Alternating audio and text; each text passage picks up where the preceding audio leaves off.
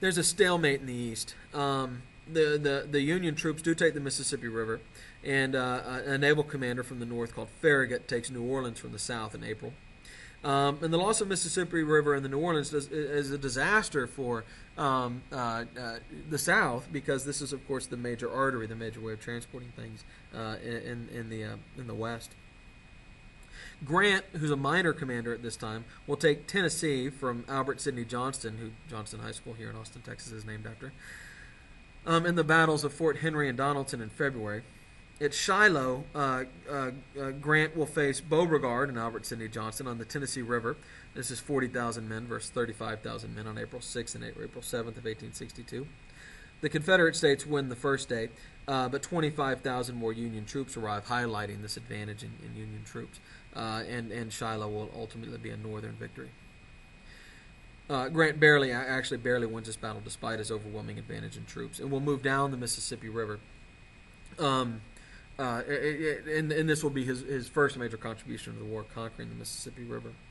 And I should mention who Grant is. Grant had been in the military academy. Unlike Lee, who had been at the top of his class, Grant had been near the bottom of his class. And Grant had a serious drinking problem. In fact, he had drank himself right out of the Army and become a postmaster of a small town in Ohio. And when his friend William Tecumseh Sherman, who had his own emotional issues, he had a severely nervous disposition, came across Grant, who was basically drinking himself to death in Ohio, he encouraged Grant to pull himself together and join the war. And Grant did, and Grant put down the bottle. Mostly, he had episodes of severe drunkenness, and returned to the war. And Grant, his great success is based on the simple fact that he was the first one to figure out that the North had a lot more men than the South. And if they simply threw themselves at the South, they could afford to lose a whole lot more boys in the South. He was a butcher. I mean, that's what we call this type of general. He just stacked up the bodies and knew that he could afford to lose a lot more than the other side. But he would seize control of the Mississippi River, cut the South in half into an east and a western half, ultimately with his victory at Chattanooga at the end of 1862 over Braxton Bragg. Meanwhile, in the east, McClellan has created a well-trained army of 150,000 men in Washington, D.C. He's going to take these men down this peninsula here that runs along D.C., whose name is escaping me. I want to say the James Peninsula, but that could be wrong. In an attempt to get to attack Richmond from the side, from the east. But Lincoln insists that he not take his army out of position to protect Washington, D.C., and orders him to send 30,000 of his men back to protect D.C. Lincoln is terrified that the Southern commanders will arrive in D.C.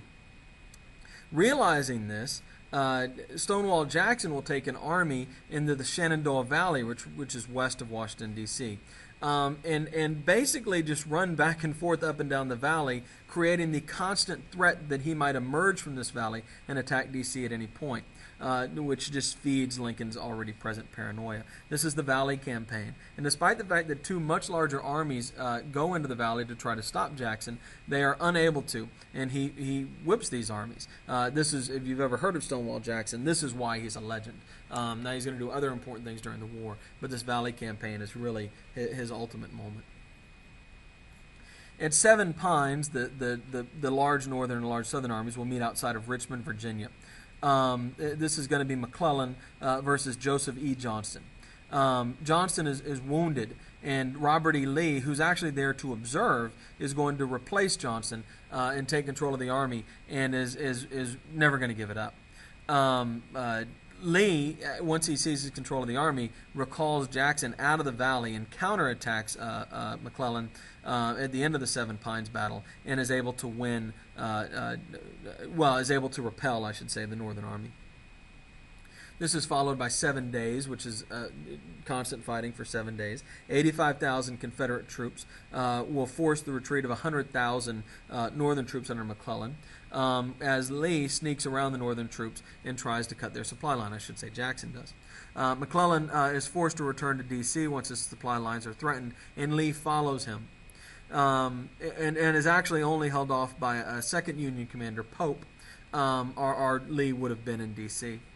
and this is at Second Bull Run, another battle that Lee wins, although Pope is successful at stopping Lee's advance into D.C.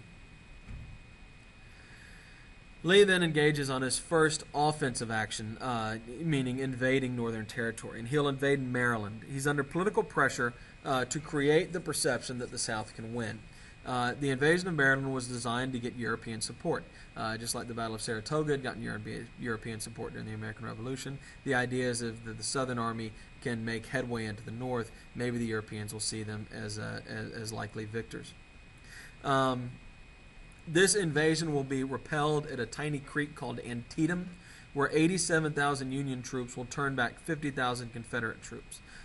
Technically, the South wins because they're the last to leave the field. I'm sorry, the Union wins because they're the last to leave the field. But in reality, it's more of a draw.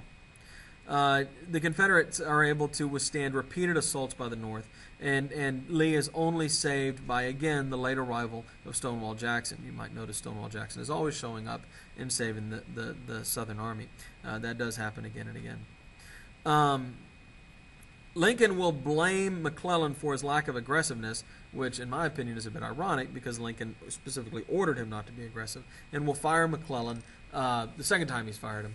But this time it will be for good, and McClellan will attempt to get his revenge by running against Lincoln in the 1864 presidential election, which he will lose. McClellan is replaced by his close friend, Ambrose Burnside. You can see the facial hair there. It's pretty spectacular. Burnside is an uninspired... Burnside is a fairly uninspired, not particularly competent commander whose heart's probably not really in it either. Who essentially walks into a horrific massacre in Fredericksburg, Virginia, where Lee, if you look at this map here, has taken a hillside and is heavily fortified in this hillside. And Burnside just walks right into Lee's troops. This is December 13th of 1862.